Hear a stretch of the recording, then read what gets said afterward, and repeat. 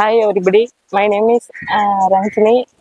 My son name வந்து Amarnath, grade 3A, ஆச்சாரிய பால சிக்ஷா வந்து இன்னைக்கு பேரண்ட்ஸ் அப்சர்வேஷன் கிளாஸ் கோசம் மேம் வர சொல்லியிருந்தாங்க. வந்தோம். பட் அவங்க டீச்சிங் எடுத்த மெத்தடு ஆஸ் ஏ பேரண்டாக எனக்கு ரொம்ப பிடிச்சிருக்கு.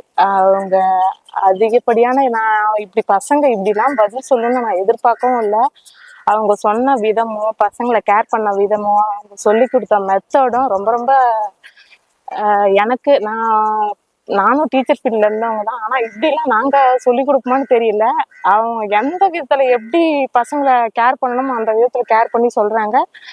பட் என் பையன் ஓவரால் இம்ப்ரூவ்மெண்ட்டோட எக்ஸலண்ட்டாக தான் இருக்கான். போன இயருக்கும் இந்த இயருக்கும் அதிகப்படியான டிஃப்ரெண்ட்டு.